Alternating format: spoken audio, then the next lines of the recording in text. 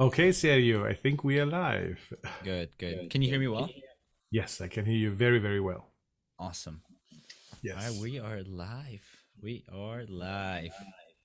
To number Uh, 16 now. Number 16. Okay, I wasn't Yes. sure. I last one I thought was 14. I was thinking about it.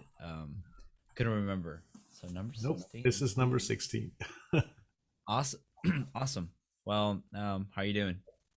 I'm great, thank you. As always, when we meet, that's perfect. I love to talk to you about the thing I enjoy very much, trauma healing, helping people get out of their bad emotions. So let's see what you brought today. I think this would be a good topic. Something that I really enjoy talking about with you is the fact that you can kind of blend and meld these two aspects of what um we were kind of talking about blockchain recently like really recently, and we were just talking about this new technology, this old technology kind of blending into this new one, how they fit together, what it's all about. And it kind of makes me think of like why it's so great talking to you as well, and that's because you're able to blend these concepts that most people understand, most people can see in their lives. They've been in the psychology field for a long time, and so we have a kind of a grasp, right, of these terms. Even if you didn't go to school to understand psychology, right? You if you go on, if you look at millennials or even Gen Z, they use words like projection and gaslighting, and they use these I concepts to do. kind of understand their lives. And to kind of guide their behavior and their relationships a bit more. Some of that can be misguided, right? We see it overused, but I think it Sometimes. speaks a lot to that. And so when I think about when we talk, here we have this uh, therapist is is well versed in these aspects and is trying to bridge the gap that more therapists are doing as well, in the trauma field, and a lot of that is seen from the aspects. There's a lot of ways that people talk about trauma. A lot of therapists right now will talk about it from one that I enjoy a lot is uh, nervous system dysregulation, right? So a lot of Yes. Okay. somatic therapists will talk about PTSD and states of fight and flight. They'll also talk about kind of freeze response, Hmm. which is Hmm. something new, something it's nice to hear more. But you also bring this psychodynamic approach, right? So in a lot of us that I'll talk for millennial generation, which is where I'm from, which is what I that's my lingo, that's my fam. um that's like what I see is people who are going to therapy and doing psychoanalysis and doing talk therapy and doing um still doing some of these, cognitive behavioral therapy, and uh, maybe doing other earlier kinds of, depending on what they're dealing with in their life, exposure therapy as well. Things that I personally don't agree with, or I'm not a big a fan of at this point, but that's why you're here, right? You're here to say these are the things that we've done in the past. These are the great things that they brought.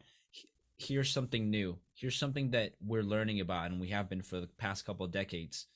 Um, and so, now that I kind of said that, I wanted to talk about, regardless of where you stand, if you're a psychoanalyst or if you're a trauma therapist, you see this in everybody, and we've talked about it in less detail, but we have talked about it, and that is, how do we run away from these higher selves that we want to experience on a day-to-day basis, right? This peacefulness, this this calm, this reaching our goals, this you know breaking past these self-limiting beliefs, going to the gym, being healthy. We have so many mechanisms that we do. We we just say we're gonna break through and we're gonna do this and we're gonna do that, and then we end up going back to our old behaviors, or we end up eating poorly, or we end up just not following through. And and then we feel bad. It's not like people know when they want to accomplish something, and they'll feel bad. But I feel like people don't understand the mechanisms behind that. Um, can you talk a little bit about that?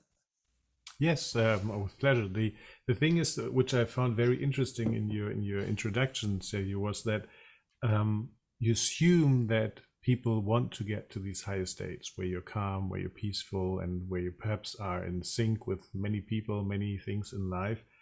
And that is also my experience. Um, that is something most people strive for. I can't say all because I haven't talked to all people, but most people I have met, that when they got through the first thing of trust and can I talk to this guy, and so on. So when there was a connection, basically when there was some rapport build up, then it's very obvious that basically we all desire the same. Okay, that's now a little bit, yeah, we all, most of people desire the same. But interestingly, when we talk with each other, um, do we assume this from other people? So when we meet somebody in the grocery store, we meet somebody at work, and then we talk, and then we hear people gossiping about that person not doing this, or that person dating this person, and so on. Do we assume that they are doing this to achieve the highest, or do we say like, oh, how stupid he was, and why did he do that, and he did violate this rule, and then he talked to this person because, but that's person out of his social class or whatever. So when we talk to each other, do we really assume what you just implicitly said or explicitly said, even said, that we are looking for this higher being, this higher part of us, or how a higher state of consciousness for us? And I think most of the time people don't do that. Even therapists don't do that. Okay, even I catch colleagues saying, "Oh, they don't want to be treated." So what what what is happening if somebody says, "Oh, they don't want to be treated," is basically projection. You said that in the beginning. They are projecting. For example, if a therapist says that this person doesn't want to be treated, is projecting herself, his self, helplessness of being able to help that person onto them. Okay, and instead of saying, I don't know how to help this person, they're saying they don't want to be treated. Okay, and that is one of the mechanisms we use very often and daily, basically, possibly 100 times every day, that we don't look from what is inside of us, be true to ourselves, but we are projecting something on the other. We are assuming something that the other does or doesn't want to do, and that is one way for keeping us away from these higher states. Because if we're projecting, we are not within us, we are somewhere outside. Outside is something outside of us, we cannot influence it. Okay, just people with a little bit of a problem might think that they can influence other people. Okay, but that we don't want to talk about that right now.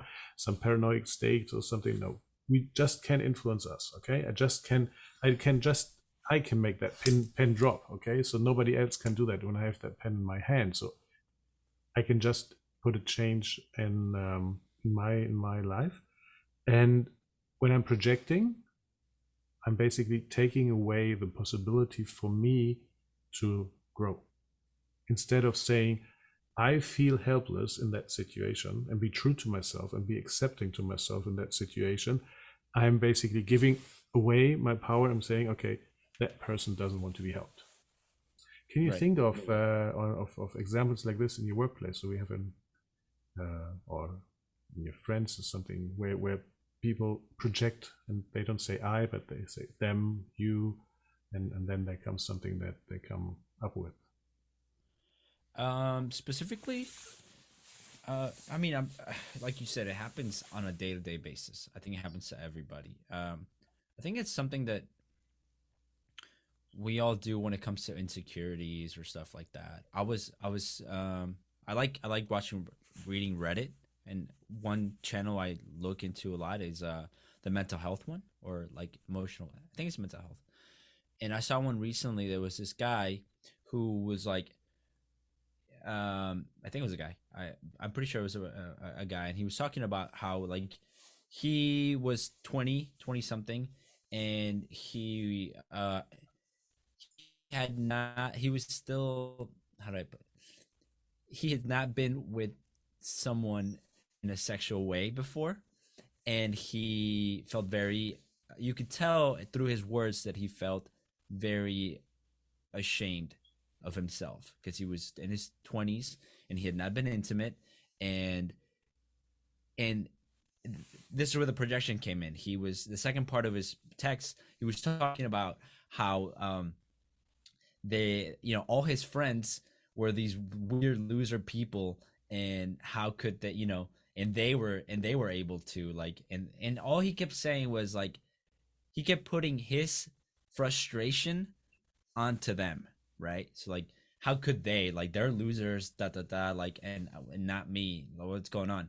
And yeah, like, you could tell he was projecting a lot of his insecurity, his frustrations onto his friends, like, and so yeah, I mean, I see it, and I think I do it all the time. Sometimes I'm driving and I'll make a mistake and I'll blame it on the driver because it's so much easier. It's so much easier So to much say easier, like right? somebody's a bad driver, or like this whole town is full of bad drivers, when you make mistakes too. So yeah, I think it's one of the most common what would you call, like, a defense mechanism? Yes, it's basically helping me not, or helping my ego not to feel inferior, because that is, if I feel inferior, imagine that right now you feel, everybody watching this, and imagine you feel inferior right now, feels shitty, right? Yeah. Yeah, no, So I agree. you're not worth, you don't, you're not whatever, it feels shitty. But if you can say no, but it's them, awesome, I feel much better. Yeah, The thing about projection is that it feels like it's such a quick response. It's such a lightning response that sometimes you don't even realize you're doing it. Like, sometimes projection can be such a quick, like, psychological response. You don't even realize you're projecting onto others. Sometimes you correct. can. How Yes, come sometimes it feels like you're like sometimes it just feels like 100% it's them, it's all of them, it's always them. 100%.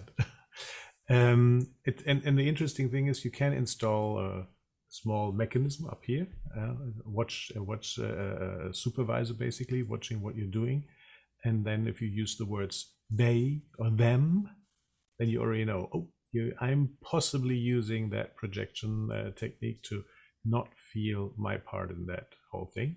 Okay, but I think the more severe it gets, okay, the more affected I would be if I would look at myself. The higher, we call it in the SUTS rating, the scale from 0, nothing, to 10, the most horrible emotion you have. The closer you get to 10, everything from 5 upwards to 10, creates something inside of me that I don't want to see it. Okay, I don't want to see Yeah, it, and so actually then I cannot see it because it would be so destroying. So when it's something minor, I don't know. Yeah, I dropped the banana, I pick it up, or I dropped the coffee to go and I pick it up. Okay, so that's something minor, perfect. Yeah, but even that for some people can be so that they didn't put it in the waste bin or the trash bin, but that they dropped it on the side. It could be even so disturbing that somebody points that out, that they say, yeah, no, it wasn't me. Okay, and it was them. yeah. And so yeah, That makes sense. it gives a very, very, very short but profound psychological release, but it comes with the problem of yeah, that you can grow, and if that becomes a habit, then everybody else is always the culprit. And if that goes further, usually that also reflects in your friend structure. So not many people want to be friend with somebody who's always blaming others. Yeah, so Yeah, blaming, if you want to install another watchdog here, another supervisor, if you're not using you and them and they, but if you're blaming or complaining, then you're basically also projecting stuff on the outside. hmm.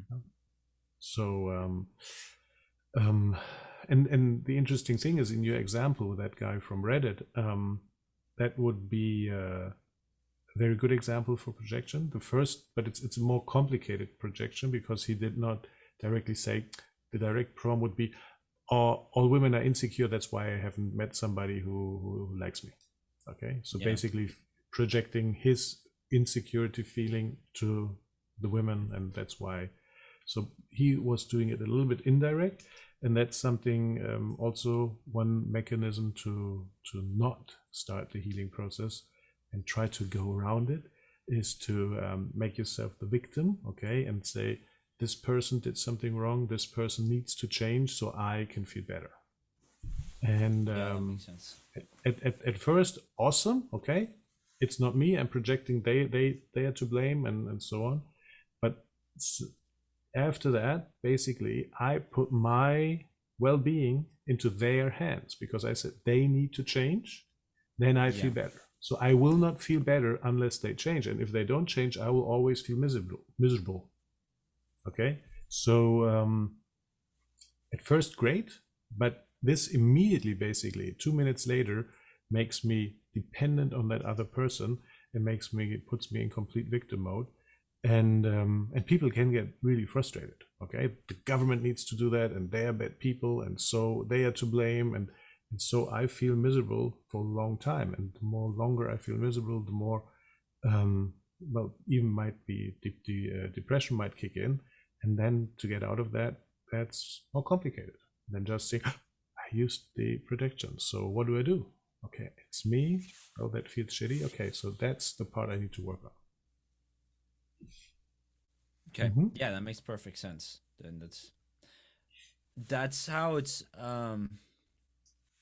always been. I mean, that's how it's been seen through the psychoanalytic eye, right? Through the lens of psychoanalysis and through Freud and talking about the host of other defense mechanisms that have that exist that and not exist but that we categorize, right? Like displacement. Let me go through some of them because I have them here. Like regression, repression, sublimation. Um, what are some other ones? Avoidance. Uh, avoidance, right? It's a big one. Projection. Intellectualization is a Oh yes, one I'm rationalization. very Yes, very awesome. familiar with. Um, Rationalization. What would be the difference between those two? Yeah, for me, it's basically the same. It's Yeah, perhaps there's a minor difference in it, but basically we're trying to think our way out of a situation and creating a model. And usually it's really easy to detect. So if you're just listening to somebody, the first time you don't get it, then usually there's something wrong with it. And it has to do with emotions. It has to do with trauma, that somebody creates a very complex, if that then this, if that then this, and then this and this and this and this, and it's really complex, and you're like, I don't understand, and that usually means there's something wrong. So whenever things get difficult, that is a hint. So you have another thing for your supervisor in your head. Whenever you explain something really long, then there's some trauma possibly. gotcha, gotcha. Yeah. Okay, well, yeah. So, you know, going there's I actually like pulled a few up, and there's a lot that we use, and I think everybody to an extent has felt some of them. I'll go through them just to see if when people listen to this, they can kind of relate to them. We got reaction formation, acting out. Uh, um, I didn't know altruism was one. I guess a tier. Mm-hmm. Mm-hmm. Avoidance, compensation, dissociation, Mm-hmm. fantasy, humor, um, passive aggression, being passive aggressive, and undoing, trying to make up for one feels are inappropriate thoughts, feelings, or behaviors. Um, I think humor is one that everybody understands because we are all well aware that comedians, the funnier they are, the more um, demons they tend to have, as we call it. Could be, yeah. And at Especially least, sarcasm. If somebody's sarcastic, then yeah. there's lots of it's a form of passive aggressive mostly, and then there's lots of issues behind that. Hmm. So we have this sort of categorization. We can categorize it. We can see it. We have labels to kind of help us get there, and it's all kind of to protect the ego in psychoanalytic uh, jargon. Trauma says something different. Trauma says, okay, this is where you can start, right? This is where you can begin to see what's going on. This is your point of entry. This is your doorway. Now you just have to walk through it. You have to, Yeah. Yeah. don't don't look out. Like, it's not out there. It's this door. So you have to go through this door and figure out why you are behaving this way, acting out this way, having these mechanisms. Um, Trauma plays the biggest role in that, right? So trauma's one, ego is the other thing. Yeah, from my standpoint, or what we are talking here about, the Institute for the Study of Peak States, trauma is basically the origin, okay, and that was there, and then the rest was created around it to not feel, to avoid feeling the trauma. And to avoid feeling this emotion, you can either use everything you said, but there are three big categories you can say. The one big category is avoidance. So I'm trying to avoid by all costs, by all means, to feel that feeling. I can repress it, sweep it under the rug. My camera just lost the focus. Sorry. Yes, now I'm back. You can intellectualize. You can drink alcohol. You can take drugs. You can do other addictive things like sex or eat chocolate or ice cream or whatever. So that's basically avoiding to feel the emotion. Or you can surrender to that emotion. Say, okay, I'm always the victim. I'm always going to be this way. So now I have some money. I'm spending this money and be altruistic and donate it for whatever foundation and so on. So that's the, or I'm surrendering my whole identity, my whole being, and I'm trying to please someone so that this person will not go away. Okay, so I'm surrendering to that. Or I'm overcompensating. Okay, so I'm being narcissistic, I'm being aggressive about it, and so these are the three things. So I'm not feeling this trauma. And when you look from that point, if you see that as a symptom, that the behavior of a person as a symptom, you could say, okay, he behaves that way, she behaves it this way. This is the entry point. And you can take that route back, go to that trauma, and then we talked about the different types of traumas already. You can basically heal that trauma, and then the whole behavior changes, because that behavior, drinking alcohol, avoiding, sweeping stuff under the rug, for this instant is not necessary anymore. There might be other traumas, other situations where you still need these coping mechanisms, but it's basically not necessary there. Okay. I think one thing that also isn't really mentioned in this when we talk about these mechanisms is, I think there are enough there's enough info out there that says, like, to you need to be present with your emotions in order to get through things. I think we all know that to an extent. But I think something that doesn't get talked about enough is that sometimes it just doesn't work. Sometimes you can be with those feelings and they don't go away, they don't dissipate, they get stronger, they affect you more sometimes. Sometimes they do, and it's kind of like playing roulette. You don't know what's gonna happen. You don't know if this is gonna just. You don't know the extent to how something affects your life, and how easy it is to clear it out or to just work through it by yourself. Um, and like we've talked about, sometimes you just don't even know that you're actually thinking about it as opposed to feeling it. And it's working with you has been something that I've noticed that I didn't realize. Like, feeling something is an entirely altogether different thing than thinking. And sometimes you can think you're feeling something, but you're just thinking, you're not feeling. Yeah, we are very creative, so we can think a lot and we can create a lot in our heads, but it's usually not.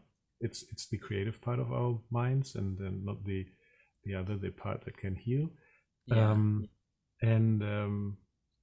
I lost track. So, the thing is, if you're 5 years old and I give you a bicycle and I don't teach you how to ride it, that's pretty unfair, isn't it? Yes. And then after an hour, I come and say, "What? You cannot ride the bicycle by now?" Pretty unfair, I would say. And it's a little bit like if I tell you to just feel your trauma. It's like giving you a bike and not telling you how to ride it. Okay, so and everything can happen from that it actually heals. Okay, because by chance you just did the right thing, or that it even you got re-traumatized and that it even is worse than it was before, Right. or you did or you uncovered that this trauma is linked with many other traumas and that you opened up Pandora's box basically, and there are more traumas, and you feel more how do you say that, more miserable than before, um, and so that's when you don't know how to do it, and that's something that's always the danger. So go to somebody who knows and can lead you this way. And for my clients, I'm really happy when after 3, 4, 5 sessions they get the hang of this basic protocol, how I call it, and where they can already work on themselves in their life. Yeah. Okay, when they feel strong enough and stable enough to face some of their issues, and it's not necessarily that we need to dive into a trauma. So if you had an accident and um, and feel very strongly about what happened there, it's not that you have to relive that. What we need is just like an emotion and direction of the emotion. So yeah, that's I'm feeling helpless, I'm feeling powerless, and that happened, and that's somewhere in the body and so on, and and we can already work with that. We don't need to just jump in and fully feel that. That's something, for example, in there was one methodology you mentioned before, um, in your list, where they do that. So you have to re-experience the whole thing over and over again, and I find that quite cruel. Yeah, because it's horrible, and you have to experience and re-experience and talk about it and write about it. And Oh, yeah, you're that's talking about exposure therapy, perhaps? yes, thank you. That's what you Yeah. mentioned. Yes, that's quite cruel. I think it works, possibly, yeah, and but it's very exhausting, Yeah. and yeah. So exposure, I always thought exposure therapy was very limited in its ability to work because of what you we just said. Like sometimes you can relive something, but that doesn't necessarily mean you're gonna relive it and or process it, because just like I think I saw a model of I think this is a good model that is in the trauma field, and it's with somatic experiencing, and it's that you can be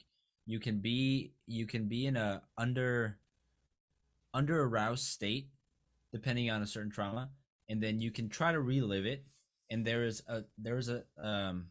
a window of tolerance where if you can stay, you're with it. You're not overwhelmed by it. You're not underwhelmed by it. And within this window of tolerance is where processing can occur. Um, and what tends to happen for most people is they overshoot, right? They don't have the capacity in their body to feel safe. They don't have the tools like maybe like loving yourself to kind of be grounded and feel safe and connected to yourself and to that higher state of self that in spiritual healing practices they talk about more. But and then they overshoot it, and then what ends up happening a lot of times is that we feel catharsis, so our body has to cry or it has to scream or yell, and then we think, oh, like this is what we're supposed to be doing, and then you punch a wall or you break something or you cry, and the crying does calm your nervous system down a bit, but you don't feel like you achieved anything. You don't feel any different than there's no growth, there's no healing, there's no getting past that. um and I like that model of trauma because it's um yeah, it's talking about the processing, and I think that's something that we didn't really have before. Yeah, and you're completely right. And the things, the calming down can also be like a dissociation. Okay, and that's a symptom Yeah. of a trauma or re-traumatization happened, because it's overshooting, and that is why the most important thing is for the person to be stable enough to work with traumas. Our techniques usually, as I said, they would just need a hint of the idea of that what the feeling is. We don't need to really jump into, and we can already work with that.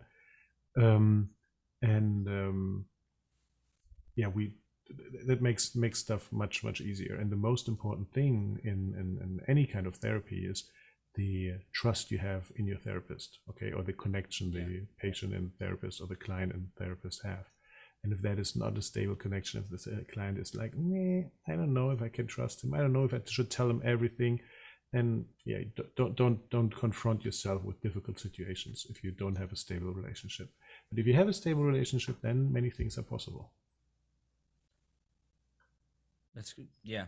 I mean, that's one thing that I think all therapies share. Yeah. You need to trust your therapist. You need to Yeah. feel like they're on your side, they're supportive. Basically, they're not triggering those things that might, or they, even if they are, that you can work through them, right? And you can be open about it, and you can talk Mhm. about the difficulties. Definitely. Um, So whenever when that's basically we were going to do another session on how to find a good therapist, but we're just talking about it right now. So whenever you have anything to say it. It's the therapist's job to understand you and to work with that, and so there's nothing too shameful to you don't have to feel guilty or anything. Just anything that happens to you, tell it to your therapist. And if you hate him or her, tell him. Okay, that's actually really interesting to see how the therapist reacts. If the therapist stays cool, then you're possibly with a very good therapist. If the therapist doesn't stay cool, well, yeah, you can do the Interesting. math. I didn't know that that was a. I mean, it makes sense. Um, yeah, I mean, there's so many stories out there of people that have had bad therapists, and again, people are human, right? Therapists are human, and sometimes you forget As that. well. But Yes. I think it's important to be able to. Yeah, I think it's even if there's, I've had uh, I've been in therapy for quite some time, and um, you have experiences with people, and you realize like they're human too, and they have their own flaws, and they have their own traumas that can get activated, and it's part of the process. But yeah, I think it's important to be able to talk about these things and feel like therapist understands, and it's um, growing with you as well, so to speak. Definitely. Yes. Um, there was one thing I was going to say regarding, um, so regarding other trauma techniques, and then talking about peak states, right? And Hmm. peak states isn't um, that well known. I think it should be more well known, um, but it holds so much. Techniques are so, I feel like they're more encompassing than some others might be. Like EMDR tends to focus more on, like, they would say PTSD events, right? Like um, things that, maybe a car crash, maybe like a biographical trauma, as opposed Correct. Yes. to peak states working with techniques that you would find with regression techniques and maybe used in like hypnosis and stuff like that, or um, working with just the somatic aspects, right? So like one thing I read in the books is that there are almost like three parts to healing. It can be like the thoughts that hold you there, or the emotions, or the sensations, and these can be instruments to start working through them. But there's something you said. I don't want to get too carried away. Um, that for people to work doing this kind of work, they need to have they need to have the stability to be able to work with their emotions, and to be present and feel them. That's something that I hear more in other like somatic experiencing, where they teach you to be grounded, and they make sure that you're kind of there first. Um, that I feel like that can be on a day-to-day basis, where things can be activated one day and they won't be the other day. But what are things that you notice that maybe you do yourself, or the institute has taken into account to work with people who maybe are just learning, or maybe they're not in a stable place to begin working with all the things that are popping up? Are there things that they can do to kind of get there? Yes, definitely. So it always depends on the setting. So when you work remotely over Zoom or whatever video conference tool you have, you cannot work with everybody. Okay, if this person is completely unstable and suicidal, that is not really recommended to use Zoom. Okay, that's completely different when you're in the inpatient setting in the hospital where you basically have everything under control, and then you can do things that you could not do here on the Zoom meeting, for example. And Yeah. obviously, in peak states, there are certain rules in place to ensure safety, patient safety, or client safety. And there are also some techniques to know. You said be present. For us, it's being some part in the body. And with that, when somebody's not in the body, you can't do any kind of healing. Okay, and what does that mean? That's something you learn in the therapy. Okay, that's nothing we can teach here. That's something we need to talk about in the therapy session. And that's stuff we first of all, there are certain techniques. There's a routine of learning techniques. I have a video on that. And then there's this loving yourself you mentioned a few times, which is really important, that a person starts to work on themselves. So somebody who's not able to do the loving yourself exercise is really at the beginning. Doesn't mean that it doesn't work, but it's like we have to take things slower. If somebody does the exercise, yeah, it's a nice meditation. I always do meditations and just feels everything and just does some tapping, the EFT tapping that we use, and then that person can heal trauma. So it really depends on where the person is, and that's something we basically get during the first 10 minutes talking to the person. You assess the person, where the person stands, and about the answers and the body language, and then we start from that position where the person is, and not somewhere else. Okay, we don't expect the person to be somewhere.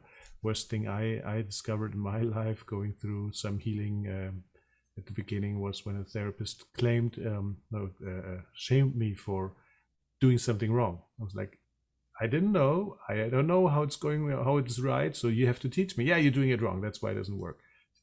Okay, that's something we need to show. Okay, there's still the possibility that it's not possible. Not every therapeutic technique, not every modality is for everybody. Okay, but saying it's not for me, it doesn't work for me, is also the possible avoidance of facing your fears, of facing your issues. And so it might be one of these things we're talking about, of why we are not healing, why we don't get where we want to be in this calm and peaceful, nice place. Because as soon as it gets difficult, as soon as it gets straining, we run away and we say, okay, that's not for me. We'll look in a different place. And then you start looking in 100 different places, and eventually you might realize it's again a projection. This thing isn't working for me. Okay, it's about me. Okay, so if you blame it on the technique, it's possible. Okay, but usually the therapist will tell you that, look, we tried so many times, it doesn't work. Just look for a different way of healing. If the client says that, then it's possible that it's a projection. Okay, that makes sense. But that's something else that's good. That's good to have multiple kind of techniques or ways of working with individual people based on their like difficulties or Yeah, points of entry into this yeah, kind of work. yeah. Is there something that you see a lot of people have based on like our culture? Like I think about the idea of focusing in the felt sense Mm-hmm. as something that it's almost like it's almost I like your analogy of a bike, but it's to me I also think about it like I don't know, like chewing or walking. Let's just go with like chewing food. Like let's say you've always kind of just seen stuff. You've always seen like plants, and you've always seen grain and nuts and stuff like that. But you only drank water and like I don't know, like other kinds of liquids. Let's just go with that. And then somebody tells you like, hey, your teeth like are able to kind of get these like peanuts and crunch them and then eat them. Mm-hmm. And you're like, oh really? And then so you start doing that, and then you're like, oh, like it makes sense. And then you chew, and then you learn other stuff, and then you learn other stuff, and then you can do it with plants, and then you can do it with meat, and then you can do it, with whatever you can chew without breaking your teeth. And the idea is that the felt sense seems funny that there's a word for a concept that is like breathing. The idea that you can focus on certain parts of your body to the extent that you can be with them and understand that they're kind of giving you a message, that they're holding something. Um, and that to me was before I started doing, when I started understanding this field of trauma therapy, that was one of the first things I remember hearing about, like focusing. And it's really just focusing on the felt sense, the part of you that feels, like something on your toe or a tightness in your chest or um, even a headache, but more for somatic parts. I feel like that for me was the beginning of understanding where I held pain and where I Mhm. held trauma. Um, that's not something that, and that's not something. That's not something you learn. That's not something you learn anywhere. I just stumbled upon it.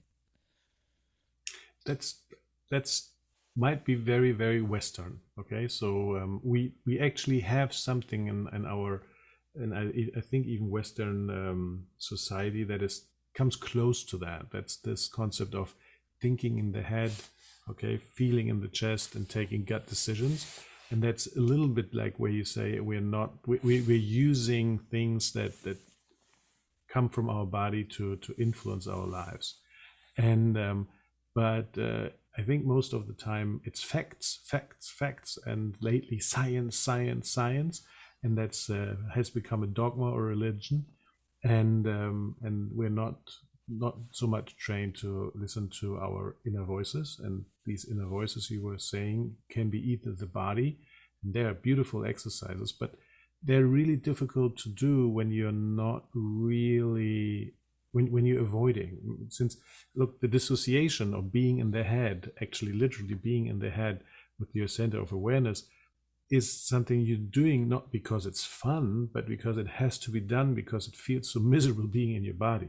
Okay, Yeah, because so much trauma is activated. So people avoid this trauma and just be in the head, because the head doesn't really have emotions. It's just logic, it's facts, it's thoughts. Emotions is more like a body thing. And um, and so when people are in their heads, as the term says, they're avoiding usually what's in the body. And if you then ask that person, well, please focus on your pancreas and see what you would like to eat, this person, from that person's perspective, that's impossible. Okay, yeah, so it will eventually happen when that person um, healed a lot of trauma, is comfortable in their body, can move their awareness around in awareness the body, and without then being like overwhelmed or anything like that. exactly, without that overwhelming feeling, and then they say, huh, I think I'm gonna eat an apple today. And tomorrow I say, no, not today, it's not an apple, it's spinach. Okay, and then step by step they will hear their inner voices, basically their cells telling them what they actually need. Okay, Yeah, and that then they makes will tell, sense.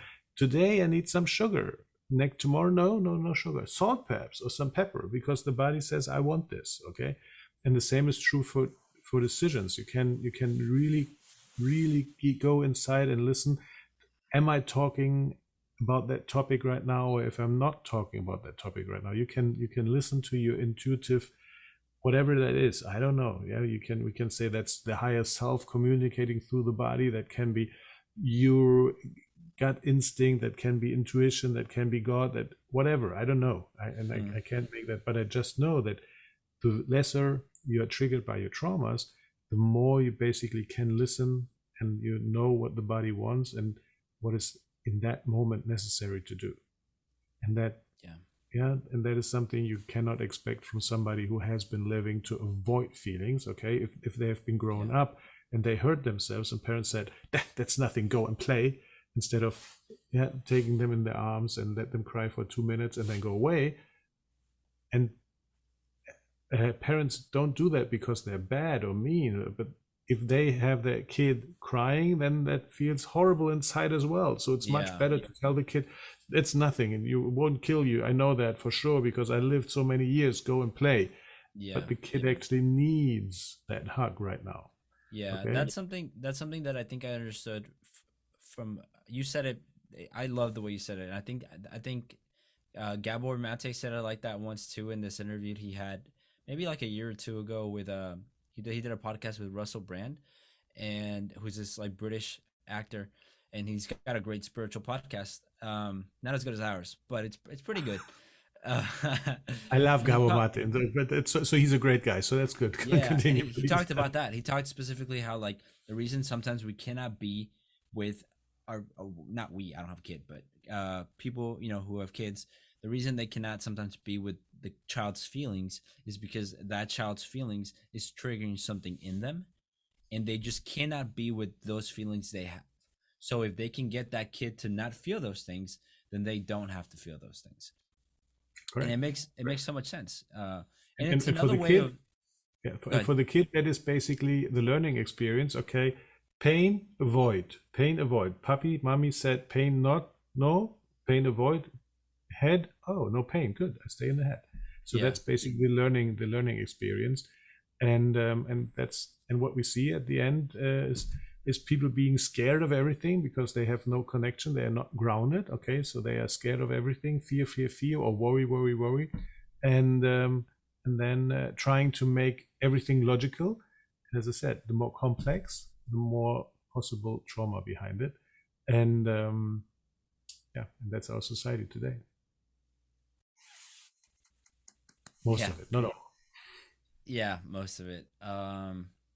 Yeah. This is great. I feel like just talking to you, I understood a lot more about perception and how we perceive things in general, and we do perceive things. And I mean, I fall into that category a lot. I think the reason I've been in therapy for so long and working through a lot of things where I see like other people might not is like out of pure luck, because um I feel like I was fortunate enough to live in a state where these things that you talked about came without me having to work through them. And then when I had the experience of like trauma being triggered to such an extent that it kind of awoke a lot of stuff, or at least it took away that kind of buffer, the understanding what you can achieve and the way of life you can live is such a powerful drive. Like the fact that we can all live in these states where we're more connected to ourselves, to people around us, to just a lot of things that we don't even, there's a certain level that we know they exist. We understand they exist, and we yearn for it with everything we do, with the things we watch, with the things we buy. We understand it's there, and we are always reaching for it. But I feel like this is the thing that is the closest to how we can get there within our life. So just to wrap it up, I wanted to say, for people who are kind of in between, uh, should I do therapy? Should I kind of go into this? I'm not really sure. Is there like something you can? Is there, since we love hacks? Is there like a hack for their, you know, rational brain, their intellectual brain that's kind of like not helping them? What is something you think you would say to yourself, and if you were in that situation where you don't know if you're ready for therapy or for trauma therapy? What's something that could help people take that first step? Well, the thing, thank you. That's an awesome question. I just have to think about it a little bit as well. If we use the words trauma therapy and therapy, there are already associations with it. Okay, or psychotherapy, even there's associations with it, and usually they're not really cool. Okay, Yeah, so you basically you feel that you're somewhere really really down in the dumps, and you just want to get out and just want to get a little bit normal. Okay, yeah, and that's, I mean, that's fair, and that's very legitimate to not feel bad and want to feel a little bit normal. But with these techniques you can do even more. You can feel nice. Okay, you can get into higher states of consciousness. And so we can still call it therapy, or we can call it coaching, we can call it transformation coaching, or whatever you want to call it. It doesn't really matter. It's your path, from, and I think everybody has that, even that successful Wall Street broker that makes millions a year, and that person is not all sunshine. There's some shadow. Okay, And if the shadow is that he just needs to spend all the money to be feel self-worth, or that he doesn't have a girlfriend or a boyfriend or whatever. So there's always, every person has a shadow, and these shadows tend to drag us down. Okay.